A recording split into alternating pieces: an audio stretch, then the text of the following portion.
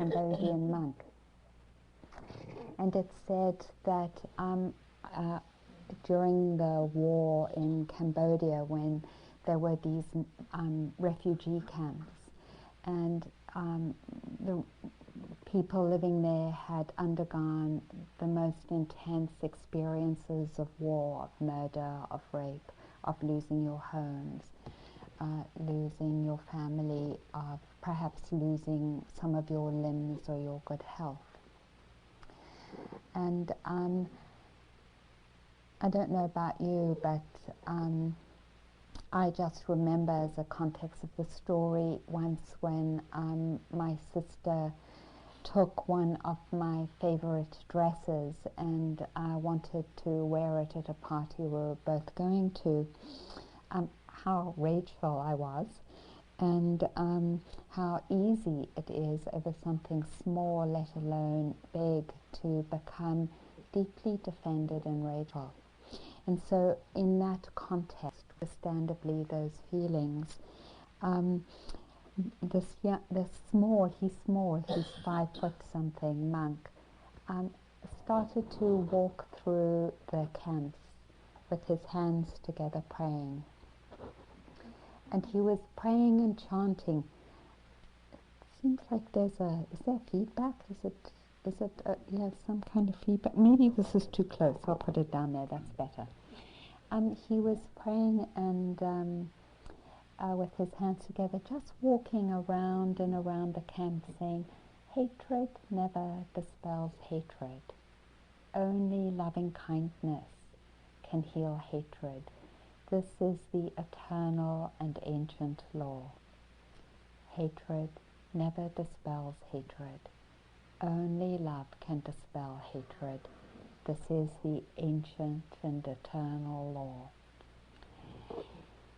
And he had, just going back to the theme that we talked about yesterday, such deep faith in the understanding of loving kindness and the goodness that it brings, that he just kept going around the camps and chanting this with his hands together, and then eventually ended up sitting somewhere in a slightly elevated position, an hour after hour, chanting this.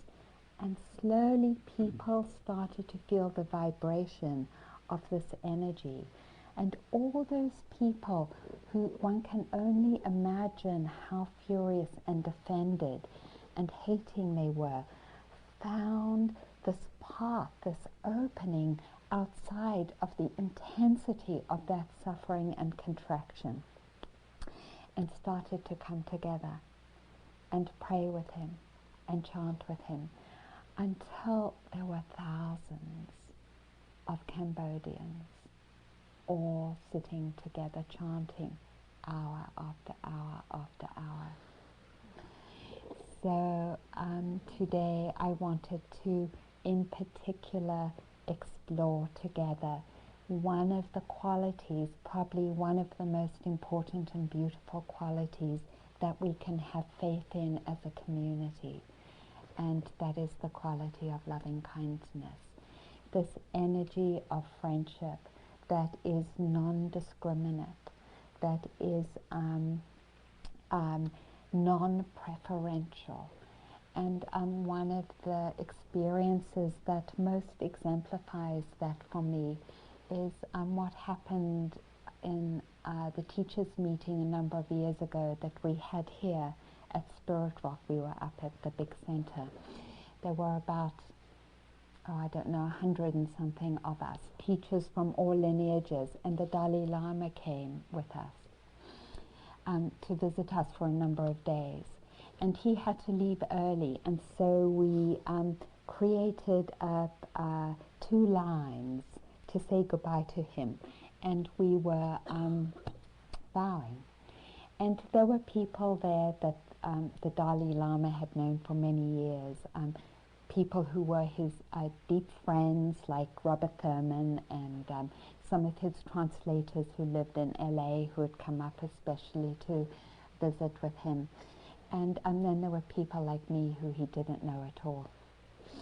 and he went down the line, and he bowed down, down, down, all the way down until his head was not that far from the floor, to his great friend, Robert Thurman, and then bowed down all the way, as low to me.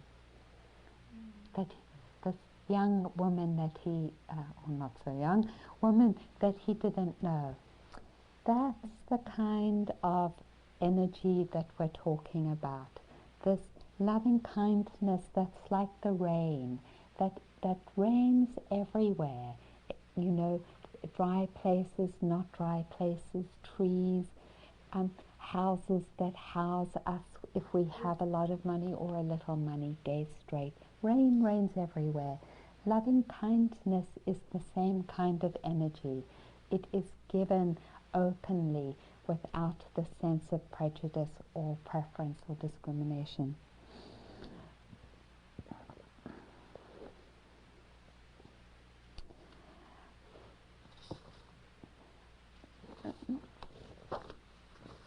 I wanted to read then a story about this kind of loving kindness, that it's really the same as mindfulness, loving kindness. You know, it's sort of like if you're teaching a waltz, you break everything down and you say, okay, now you put your foot here, now you put your foot here. But actually, each step isn't exactly the dance. So we break up a little bit, you know, the qualities of mind into, well, here's loving kindness and here's mindfulness. But they're actually the same. You can't have this kind of love without presence. And actually, you can't have presence or awareness or mindfulness without love. They both are the same thing. So it's said, and then again, this is this wonderful symbol of the Dharma and these teachings, that it is a bird. We are embodying a bird with two wings. One is mindfulness or awareness, and the other is compassion or loving kindness. And the bird can't fly without both. And that's true of loving kindness. So I wanted to read the story about the challenge that we face. This is Miriam Greenspan. My first child lived and died in a hospital for children. Aaron arrived long and pink, an unnamed sorrow in his seemingly ancient eyes, his spirit encased in a flawlessly formed body that, like a flower, faded and died 66 days after his birth. In the days of my vigil with Aaron, I didn't leave the hospital except to go home to sleep. For the 2 months of his life, my world was Division 33, the neonatal neurology floor, a world of infants with shunts in their heads, children with bombed-out vacant stares, others whose brain chemistry was being slowly eroded by persistent, uncontrollable seizures. A world of beeping heart monitors, brain scans, and endless medical tests, of parents with the darkened eyes of unrelenting grief. A world of daily vigil, prayer, and incessant fear. What was wrong with my baby? Would I ever take him home? One of my first ventures out of this world was a necessary trip to the dentist. Dr. Ross inspected my teeth and gums and did whatever he did. I was not paying attention to my teeth because I was elsewhere with Aaron. Are you okay? Are you ill? The dentist asked me. His unexpected solicitousness was touching, and I responded simply, I'm not sick. I've given birth to a child who can't leave the hospital. The tears flowed from my eyes unbidden. Without a word, the dentist turned and walked out of the room. At first I thought He had gone to get some implements, something he needed to finish the dental work. Clearly he wasn't done because I was left pinioned to my elevated chair with a dental tray in my lap. But Dr. Ross never came back. I waited for some time before extricating myself from the chair and jumping down to the floor. I remember walking out onto the street where I could see only in black and white and shades of grey. My perception had altered, the colours drained from my world. Why was this moment so memorable? The dentist was not a friend of mine. I had no expectations that he should attend to anything but the state of my teeth. His lapse in professional manners was no big deal, yet the absurdity of being left stranded in a dental chair because this decent man couldn't bear to be in the presence of my pain sent profound shockwaves through me. It tapped into something larger, a common experience for people who are grieving, a sense of living a life that cannot be listened to.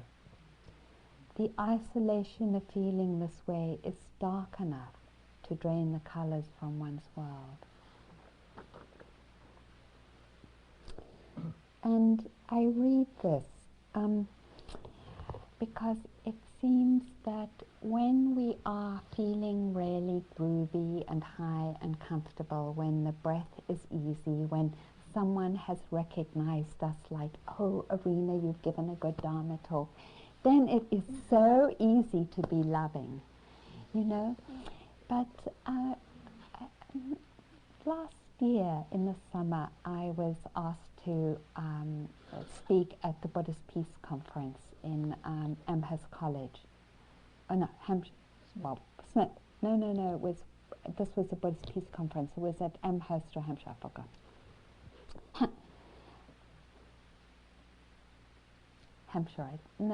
Holyoke. And it was, I was on a panel and with Ilda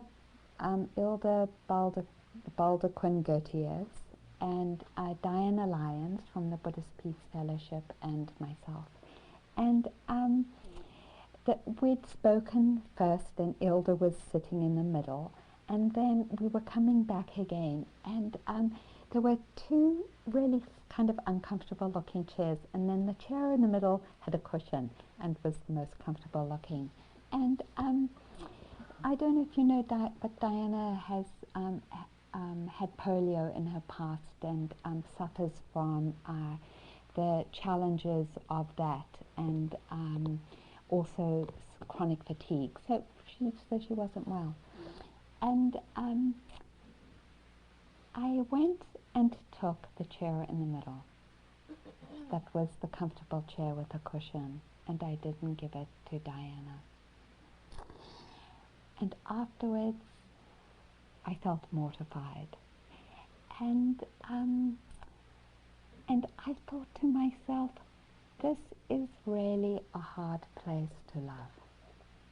You know, I would actually much rather turn away from this place inside of myself, because it isn't a place that one likes to admit to, and it isn't a place one likes to actually acknowledge and share with other people. Mostly what I notice about these places is that we sort of keep them silenced and hidden, and we actually don't listen to them. We turn away from them as though truly who we were was the kind of person that's loving, that every now and again can experience this non-bargaining love, but we're not the type of person who, in front of lots of people, would take the most comfortable chair. And I talk about this because love, this love that we're talking about, is the kind of love that holds both the places where it's easy and where we are healed, and also the places where we aren't. And so as I worked hard not to push that part of myself out of my listening, but actually to invite it and to acknowledge and accept in this moment, this is what came up. Can I listen to it? Can I be present for this kind of feeling? Now, it wasn't grief because my son wasn't dying, but it was a deep sense of inadequacy that I felt like had to be met by taking the most central and visible chair of the three. Like, this is a way I can be important because I'm sitting in the middle of the threesome, rather than to one side, in the big chair with the pillow. The kind of practice that we're invited to is a practice that is able to listen to all of ourselves. And the delusion that we experience is that these places that we are ashamed of about ourselves, the places where we have either been very unskillful or harmful in some way, or maybe where we've stolen or been dishonest or whatever, because it's a little different for each one of us. That place is as much a part of our humanity as the part that is kind and loving. And we think that it is peculiar to us. And I share this example with you to acknowledge the universality of all aspects of ourselves, that each one of us experiences that sense of inadequacy or insufficiency, of not being good enough, as well as the moments of feeling fully blessed with love and compassion and presence and kindness. And that because we think it is our personal problem, we turn away from it as something to be ashamed of, rather than acknowledging this is what we have been given as a community and as humanity. We have been given both. We've been given the capacity to practice in the ways that we have today, and we've been given these places that need to be listened to, and that when they're not listened to, we act out in these old habitual ways of harming. So this loving kindness is about listening to these places.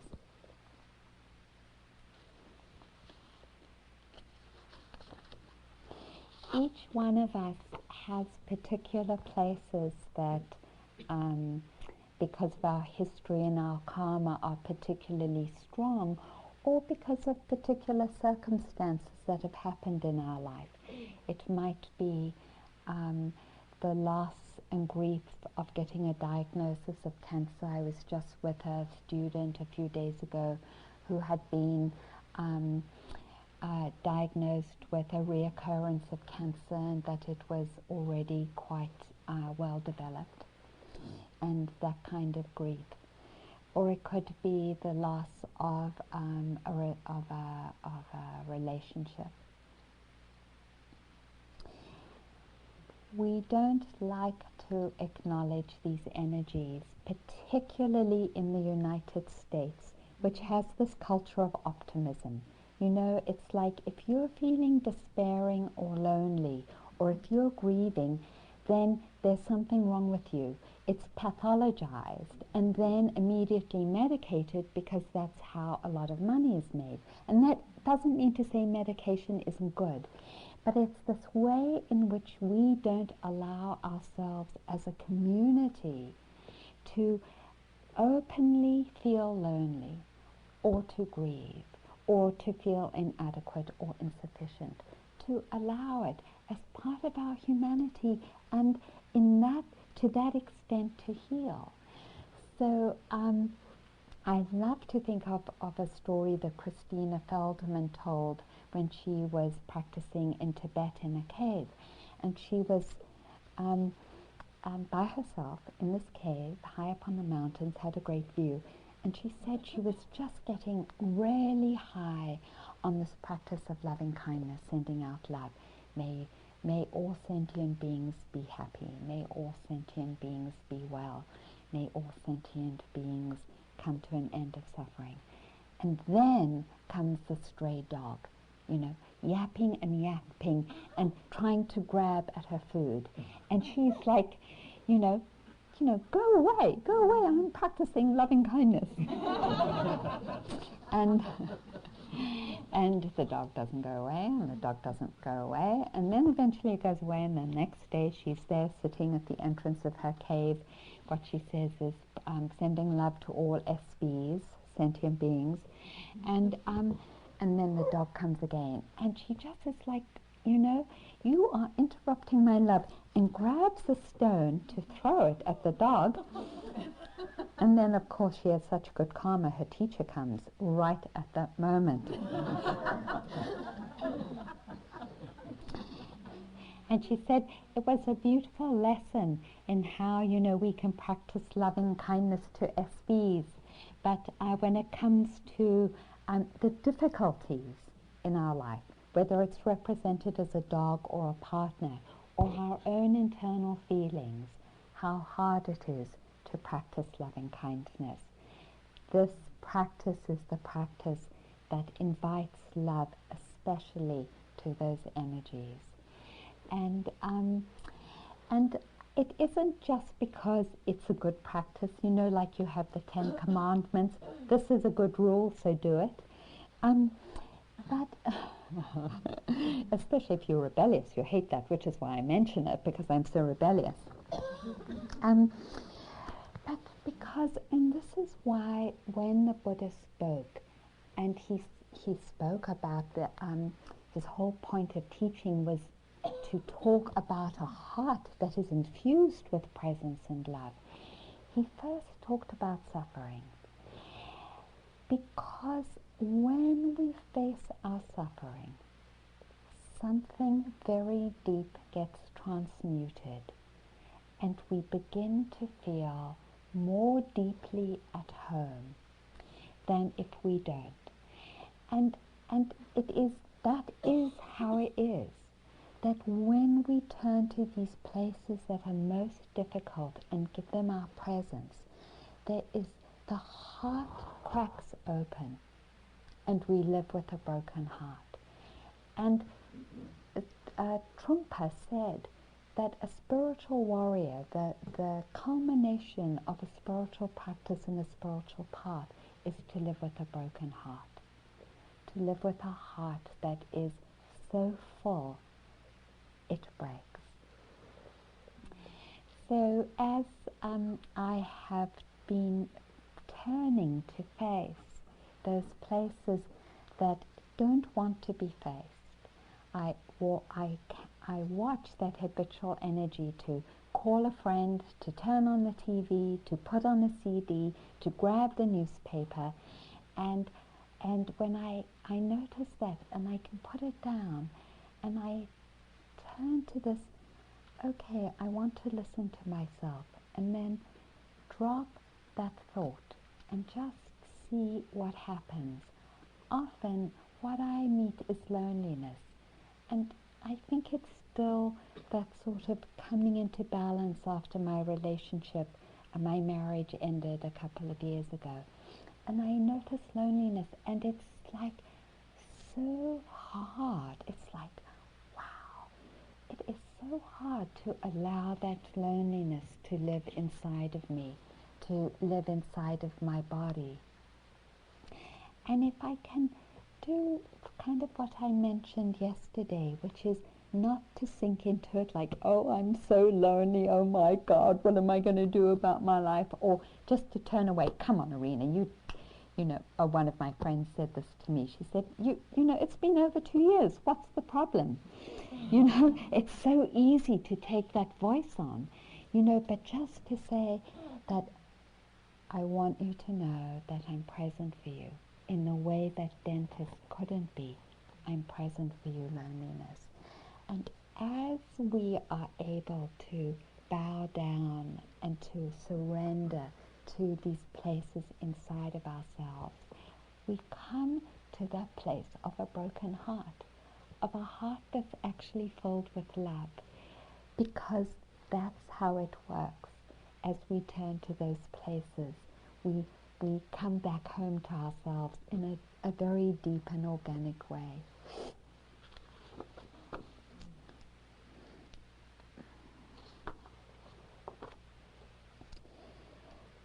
So turning this loving kindness, turning towards these places inside of ourselves, it feels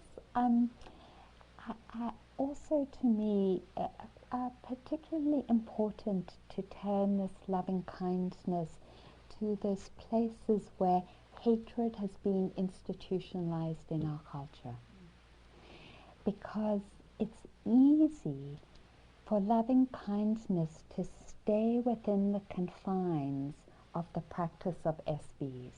You know, this kind of mass of sentient beings where we don't actually address the institutionalized hatred that lives inside of us. And so for me it feels really important, not just for me, I think for our community, it's really there's this wonderful invitation to heal in relationship to classism, racism, and homophobia, and sizeism and disability. I mean, all those places of institutionalized hatred. I say this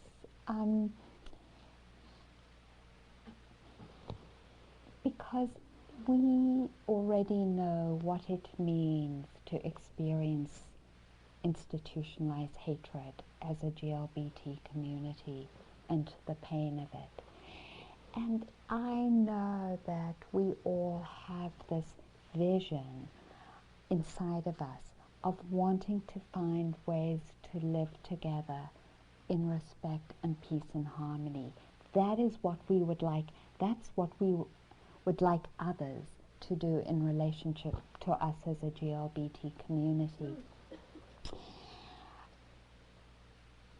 It feels like, you know, some of us, because of particular reasons, have experienced, whether, you know, it's because we live in particular countries or because of our sexual orientation or class or race, that we've experienced very intense hatred directed at us and violence. And I have on a number of levels, as some of you have. And I have such a dream of finding ways for us to come together in respect and in love and in kindness. And when I first came out, I tried to manifest this dream in a piece of land called Oregon Women's Land Trust, which was the first piece of open land for women in Oregon. And it was just dykes and women, mostly dykes. And we got together living there, and our vision was to create a community that was free of sexism and homophobia at the very least. And we tried mightily and failed mightily, and our community disintegrated. And one of the reasons that it disintegrated is that we didn't have a spiritual practice, and we didn't know how to purify our own hearts and minds so that we could begin to manifest the vision relationally. One of the other reasons we failed is that we didn't address our own racism and classism. And I say this because, like loneliness and inadequacy, these energies are really painful to turn towards. So many of you have heard me talk about my car. I had this old Toyota Tercel for 14 years, which was very rusted and very unclassy. And I used to feel ashamed of it when I would go to meetings of interfaith ministers, and they would all have their, Honda Accords and RAVs and things, and I would come up with this car, and I know it was my internalized classism, and I would acknowledge it, and acknowledge it, and acknowledge it. And then my car finally died, and I got a second-hand Camry, a 2000 second-hand Camry. Very smooth, very nice. Maroon with a white line on the sides, nice acceleration. And now I get in my car, and it's just, you have to laugh. We have, it's like I get in, now I'm in my Camry, I'm like all the other ministers, I'm kind of more socially acceptable. And it's really humbling to keep noticing it. Like that there is that sense of inadequacy is so deeply conditioned that unless we look a particular way or have a particular thing, that we're not good enough, that we're not recognized. And it's painful to keep acknowledging and accepting this is what I'm meeting inside of myself. And yet I know that unless I do, I will continue to act out that kind of separateness and division. The same is true of racism. My center, Dharma Dana, has instituted a series of retreats for people of color, and someone just came to me and said, we have to do X, Y, and Z to make sure that it's living. And it just got put aside. It just got put aside because of of not stretching past the privilege of being in a white community and teaching a white community, not making crossing to something that's a little more uncomfortable, which is Holyoke, and organizing and supporting the community of meditators there. So this loving kindness is a loving kindness that actually is invited to every single aspect of ourselves. And the beautiful thing about it is that when we can love in this deep acceptance and forgiveness of ourselves as we are, there is a healing that comes about so that we act out less and less these conditioned energies. And that is what we most want. That is what we most want in terms of how we relate to ourselves, and it's what we most want in terms of how we relate to each other, which is a heart that is indiscriminate in its friendship.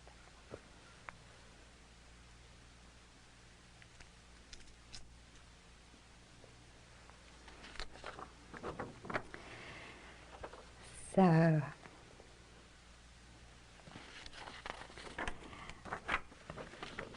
let me end with a particular practice, which is a practice that helps us come to this relationship of friendship.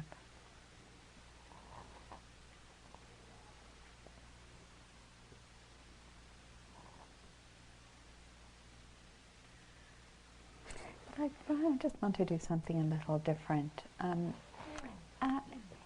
In just hearing this, is anyone any questions, or do you feel some kind of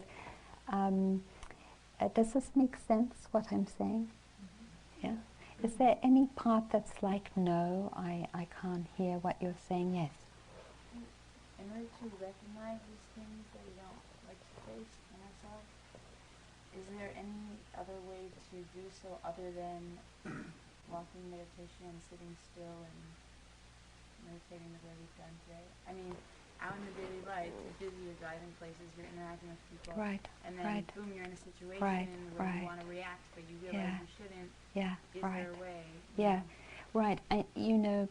The beauty of having a practice of sitting and walking is that it's kind of like going to the gym. Maybe we should switch this off right now while we're dialoguing and come back again. Let's acknowledge together our capacity to love. That when we took the refuge this morning, we were resting in our intuitive understanding and wisdom that we have an unlimited capacity to love, to relate in friendship. And as a community, we call on this inside of our hearts, this love and friendship, to hold that which we are most ashamed of, our inadequacies, our unskillful actions, or that we like to keep dark and hidden. We call on this capacity to hold these energies and to allow them in the environment of friendship and love.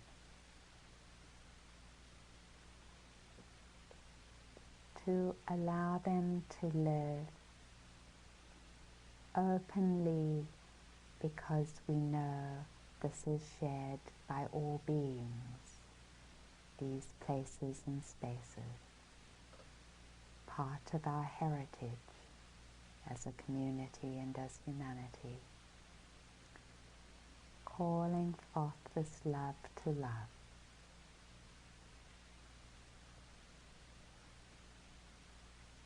And calling it forth to those areas that have been conditioned into hatred, calling forth love to hold the places where we are racist or homophobic, or where we have internalized homophobia, or internalized racism, or classism, or ableism, or sexism.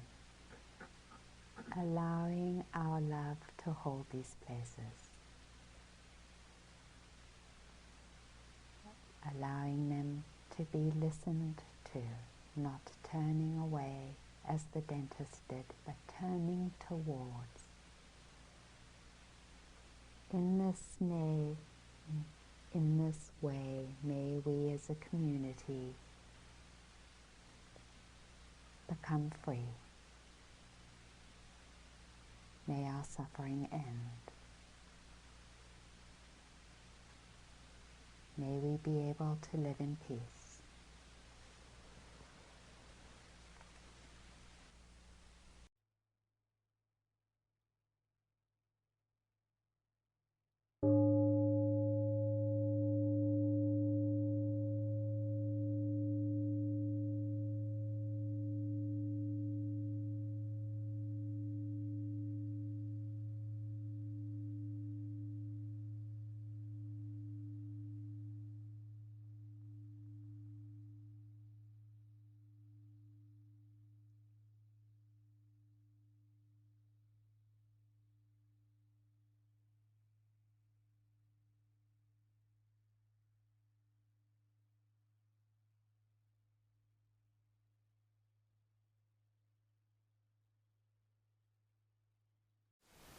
Thank you for listening. To learn how you can support the teachers and Dharma Seed, please visit dharmaseed.org/donate.